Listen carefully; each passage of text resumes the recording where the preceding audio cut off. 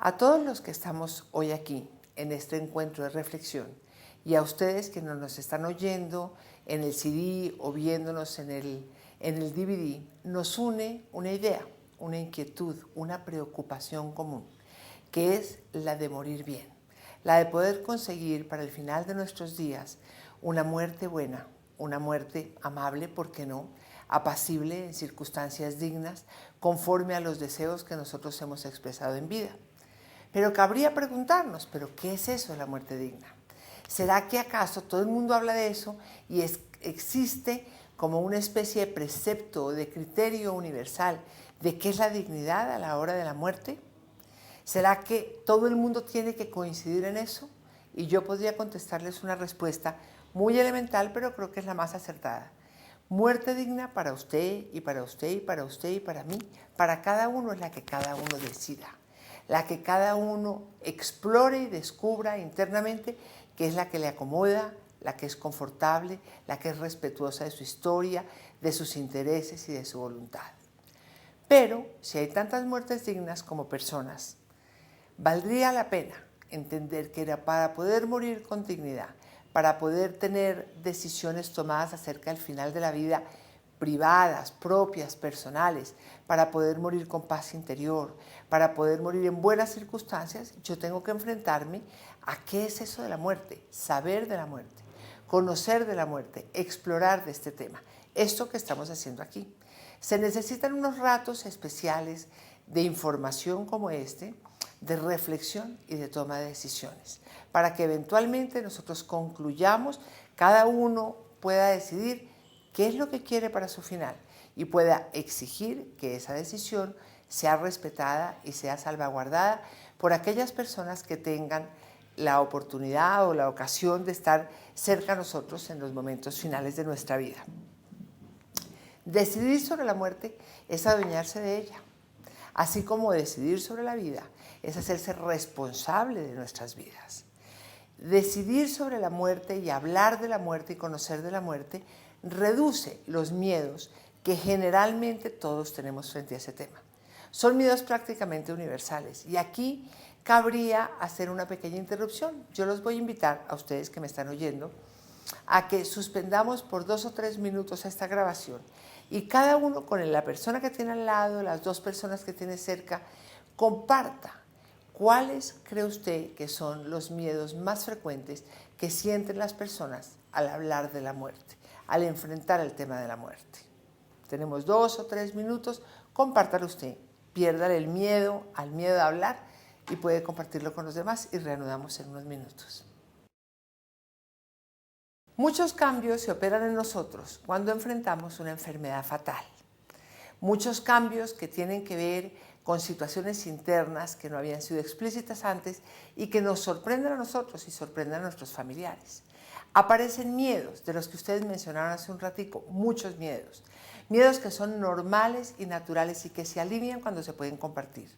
Por ejemplo, el miedo a no saber, pero también hay miedo a saber, el miedo a ser engañado, el miedo a tomar decisiones equivocadas, el miedo a encontrarse uno de pronto atrapado en un escenario asustador que no querría vivir, el miedo a que sean irrespetados nuestros deseos, el miedo a sentir tristeza, rabia, cambios súbitos en el estado de ánimo que nosotros no estamos acostumbrados a manejar, el miedo a tener que depender cuando durante toda nuestra vida hemos conquistado una independencia muy valorada. Somos independientes, nadie nos tiene que ayudar a bañarnos, a vestirnos, a comer, pero llega un momento en el curso de la vida en que seguramente todos nosotros o muchos tendremos que depender de las personas que nos quieren, de las personas que están cerca de nosotros para poder subsistir y es prácticamente un ejercicio, digamos, de humildad.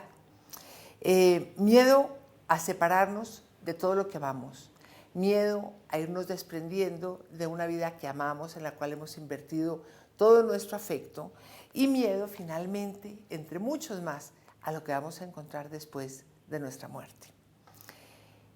Además de los miedos, en ese proceso psicológico de morir, aparecen otros elementos y otros aspectos y otras emociones que son difíciles de manejar. Por ejemplo, la rabia, el mal genio y la irritabilidad. La gente suele preguntarse, ¿por qué está de mal genio, mamá? ¿Por qué está bravo mi papá? Está ensimismado, está callado, no quiere que se le dirija palabra. Es un mal genio y una irritabilidad normal.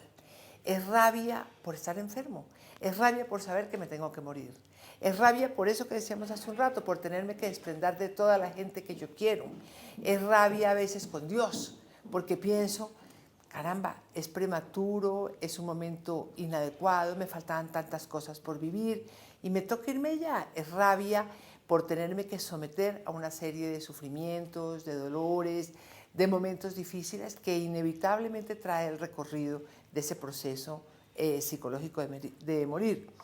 Todo esto se conforma lo que llamamos un duelo anticipado. Es un proceso que vive tanto la familia como la persona.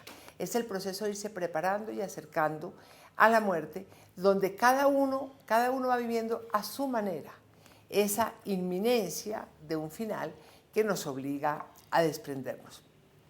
Es muy importante recordar que por más que nosotros sobredimensionemos en nuestra sociedad la fortaleza emocional, es muy importante tener presente que aún los valientes también pueden llorar, que nosotros somos seres humanos que tenemos todo el derecho de desfallecer, todo el derecho de ponernos tristes, de sentir un hondo dolor, una honda tristeza cuando nos acercamos a la muerte y que nadie tiene ni le podemos adjudicar la capacidad de juzgarnos.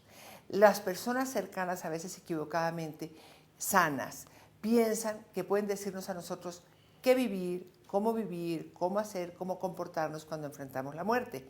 Pero recordemos y tengamos presente que quien muere soy yo o es usted y no son las demás personas.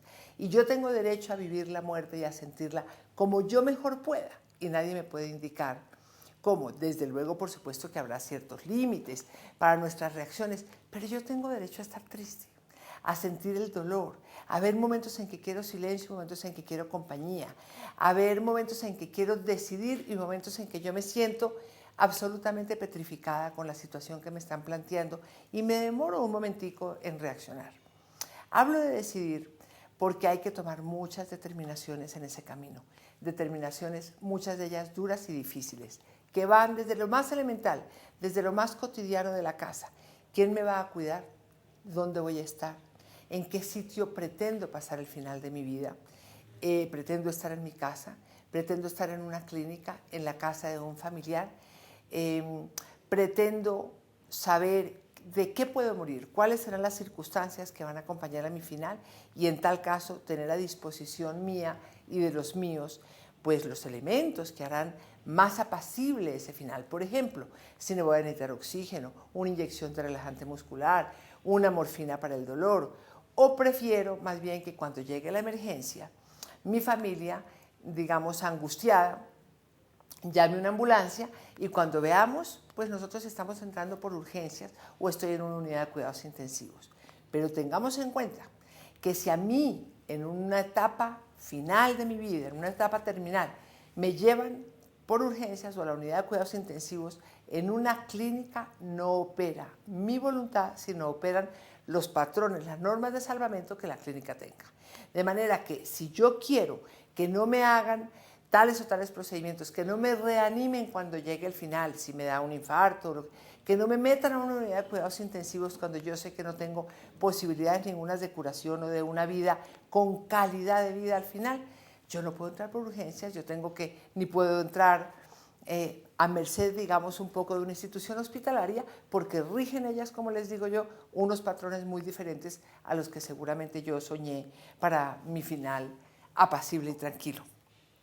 Ahora, ¿qué es importante también en esta etapa de tomar en cuenta? Las decisiones médicas. Sobre este punto, seguramente todos mis compañeros de panel hoy por la noche pues van a hablar. Pero es importante saber uno qué tiene, saber si va a querer tener una segunda opinión o una tercera opinión, saber cuáles son los límites y los alcances de cada uno de esos tratamientos que me ofrecen, sobre todo cuando algunos de ellos podrían afectar la calidad de mi vida. ¿Cuáles de esos tratamientos, de esas posibles curas no, pero de esas posibles soluciones para mis síntomas son conformes a lo que yo quiero y a mi postura de la calidad de vida y cuáles de ellas yo considero inaceptables? Es importante decidir, por ejemplo, con respecto a mis hijos, a mis posesiones, a mis asuntos legales. Es importante decidir cómo y dónde quiero yo pasar los últimos días de mi vida. ¿Tengo alguna ilusión? Querría irme a una finca, querría irme a ver el mar, querría reunirme con algunas personas, querría visitas o querría estar sola. O habrá días en que yo quiera visitas y días en que yo quiera estar sola. Todas esas cosas conforman ese recorrido. Y ser nosotros quienes decidimos y que la familia lo respete es lo que nos da la sensación de ser importantes, de ser tomados en cuenta y de tener como una autonomía y un control sobre nuestra vida hasta el último instante. Aparte de esas decisiones, yo querría nuevamente abrir un espacio con ustedes y poderles sugerir que en su casa, donde quiera que estén en un ambiente académico, vamos a suspender y con 2 o 3 personas cerca, como hicimos la vez pasada con los miedos, puedan comentar, ¿he comentado yo con alguien acerca de mis preferencias para el final de la vida o de mis rechazos? Si la respuesta es afirmativa, ¿con quién y cuándo? Si la respuesta es negativa, qué importante decir, ¿por qué no he hablado? Tenemos 2 o 3 minutos entonces otra vez. Si algunos de ustedes concluyeron después de este ratico que no han comentado, yo los invito de la manera más comedida y respetuosa a que lo hagan, a que hablen con sus familias y con sus médicos acerca de sus preferencias para el final, a que no lo pospongan, a que el miedo no invalide, no invada el momento actual en que tienen un poquito de fuerza, seguramente después de oír esta grabación, y que puedan dar ese paso que les va a quitar un peso muy grande encima. Quisiera referirme brevemente a la esperanza. La esperanza ayuda enormemente en esta etapa final de la vida. Pero quiero aclarar, no es mi concepto y lo que yo he visto en muchos pacientes que he tenido la oportunidad de asistir y en muchas consultas que recibo a diario, es que la esperanza de ese momento no es la esperanza de ser curados. La gran mayoría de nosotros sabemos que no nos vamos a curar, que esta enfermedad va a desembocar en la muerte tarde o temprano, pero hay otras esperanzas, unas esperanzas muy íntimas que son importantísimas. La esperanza de ser acompañado, de no morir solo, es casi universal. La esperanza de ser respetados, la esperanza de que nuestro médico esté cerca, no nos abandone, tenga un compromiso con nosotros hasta el último momento, la esperanza de que nuestros familiares nos ofrezcan el soporte que necesitamos, la esperanza de tener apoyo espiritual si lo necesitamos y que se nos ofrezca, o un apoyo emocional si llegado un momento necesitamos conversar con alguien que no sea el círculo familiar, podernos desahogar con una persona que sea cercana, que sea cariñosa, amorosa, comprensiva, con capacidad de contener nuestras angustias de ese momento, pero que no sea familiar, sino puede ser una psicóloga o alguna persona con entrenamiento. Gradualmente, y con esto voy a cerrar este tema y a dar paso a mis otros colegas, gradualmente va llegando una etapa final en la vida de todos nosotros. Ese proceso psicológico de morir va acercándonos al evento real de la muerte. Esa etapa final está generalmente desde el punto de vista físico marcado por debilidad, por fatiga, por cansancio, por síntomas que se incrementan y que necesitan de un control eficiente y eficaz todos los días, de decisiones que se replanteen a la luz de los cambios en los acontecimientos médicos que yo voy viviendo y de desinterés hacia lo que antes me producía pasión. Este es uno de los síntomas que más trabajo le cuesta a los seres queridos entender. Que uno diga, le llevé a mi mamá, a mi hija, a su nietecita, y no reaccionó, fue pobre su reacción afectiva. Llegó mi papá, o llegaron mis amigas, o llegaron las amigas de ella, o vino el sacerdote que antes le inspiraba tanta paz, o puse las noticias, o le llevé su plato de almuerzo favorito, y su reacción fue pobre afectivamente. Esa persona está soltando las amarras, está desapegándose, está desprendiéndose, y solamente si lo hace y si le permitimos que se pueda desprender, esa persona va a poder morir en paz. El desapego es normal, es natural, aunque a nosotros nos duela. Esa persona en este momento está más conectada con su momento interno de morir, con prepararse para ese proceso, para esa despedida, para ese arranque definitivo que con lo que está ocurriendo en el mundo en este momento. Ya no le interesa ni la novela, ni las noticias, ni la música. Le importa hacer las paces con su propia muerte, redescubrir mirando hacia atrás el sentido de la vida, poderla analizar, poder recordar. Recordar es una actividad maravillosa que es un regalo al final de la vida. Todos hemos vivido momentos maravillosos, plenos, amorosos, de ilusión, y es muy agradable poderlos recordar, rememorar, hacer pequeñas despedidas, despedidas explícitas o sutiles. Despedirnos no es simplemente decir adiós, mamá, tú te vas, gracias por todo. Despedirse es compartir. Despedirse es compartir una etapa final que está marcada por la muerte, pero que puede ser una fuente de desastres, una fuente de tragedias familiares, o una etapa de una gran creatividad, de un gran amor, de una gran generosidad y de un gran valor dentro de nuestra vida. Importante poder hacer las paces con las otras personas, perdonarnos por lo que fallamos, por lo que no pudimos conseguir, y poder perdonar a los demás, entendiendo que cada cual hizo con su vida lo mejor que pudo, con las circunstancias disponibles. ¿Cuál sería mi deseo para ese buen final de la vida de cada uno de ustedes? Que pudieran tener en la mente y en el corazón muy vivo el deseo de poderse ir y de que los dejen ir sin retenerlos, poderse ir en paz, con amor, con tristeza sí, pero con paz en el corazón, sin angustias, con una aceptación de lo inevitable, pudiéndose despedir sin rencores y habiendo podido, como les decía antes, perdonar a los demás y perdonarse, encontrando ojalá cada uno lo que soñó y lo que anheló en la vida. Para unas personas la muerte es el fin y encontrarán el fin de la vida. Y para aquellas personas que creen en un ser superior, en una fuerza, en un amor infinito después, esta será la oportunidad de un reencuentro amoroso y generoso. Hasta aquí yo he planteado una muerte no utópica, una muerte factible pero luchada, porque yo comparto con Hans Küng una idea fundamental. Morir bien, tener un buen morir, es posible, pero no es fácil. Muchas gracias.